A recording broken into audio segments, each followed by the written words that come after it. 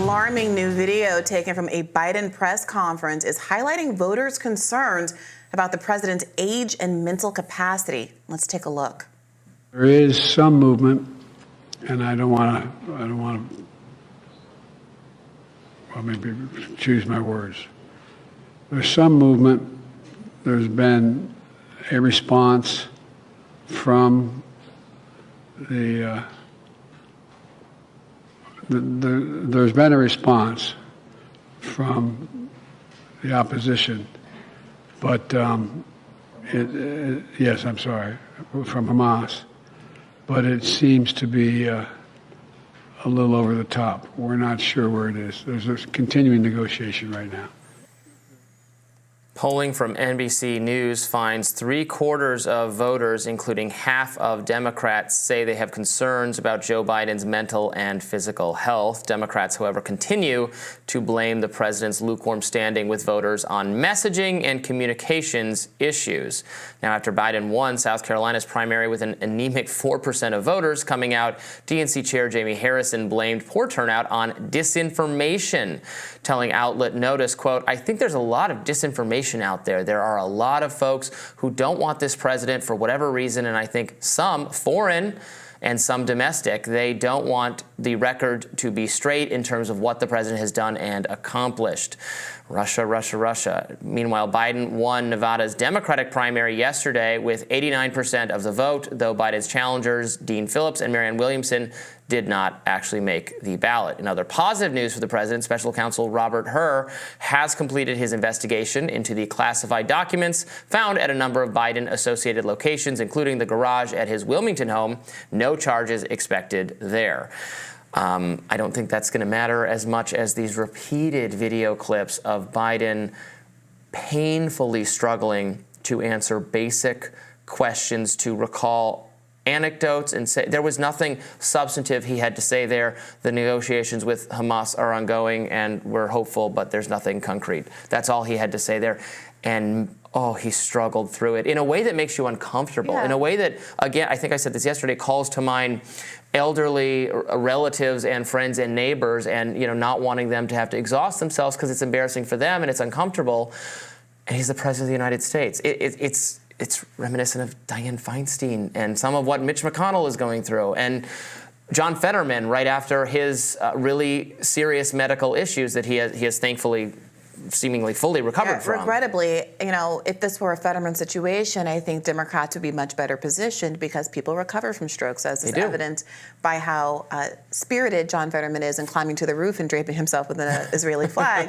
I don't think we'll see Joe Biden climb into any roofs, waving any kind of flags aggressively or with vigor anytime soon. That entire press conference, obviously that's the clip that has gone viral, but his energy level and general tone throughout that entire press conference was very sluggish and difficult to watch. You heard him get an assist from the audience to come up with the name Hamas. And as we were talking about a little bit off camera, the idea of mixing up words or, saying France when you mean Germany or, and then correcting yourself immediately, that's the kind of verbal slip up that we all engage in. But the slowed down pace, the clear difficulty cognitively in remembering what you were talking about in the first instance, and the fact that it's now happening repeatedly, I think is a concern. We talked about another clip that went viral earlier this week, and I think it might be worth just playing it for the audience again so they can remember what we're talking about. People have pled guilty. Right after I was elected, I went to what they call a G7 meeting, all the NATO leaders. It was in the south of England. And I sat down and I said, "America's back." And Mitterrand from France looked at me and said, how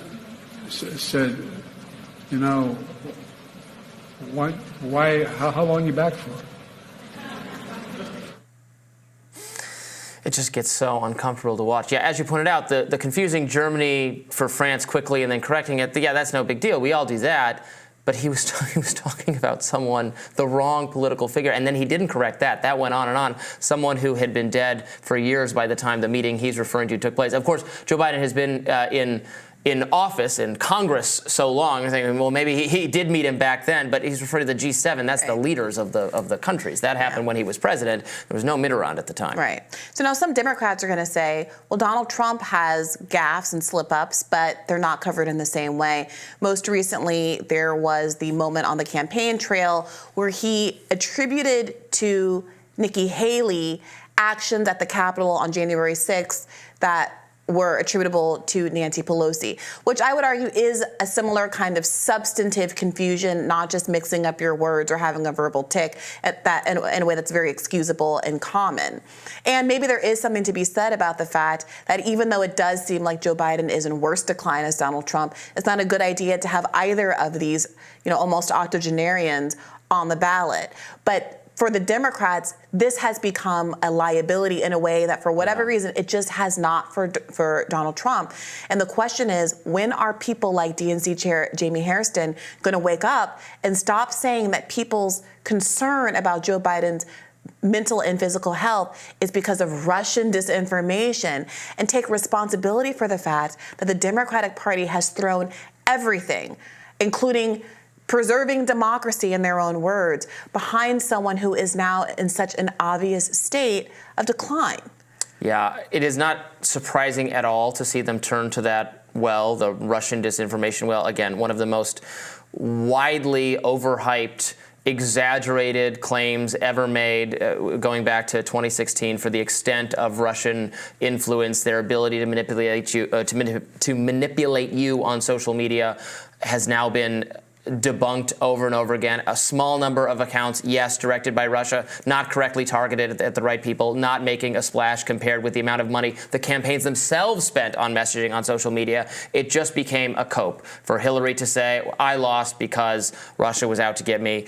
Now they have turned to that well over and over and over again. And on this issue, there's no confusion coming from Russia. And Russia's not making people think Biden is old. He is old. Right. He's the oldest person to be president, and he shows it. It looks that way, and absolutely fair to go after Trump for the same thing. Trump is also showing his age to some degree. He makes verbal slip-ups too. Frankly, he's just kind of incoherent and ranty when he talks.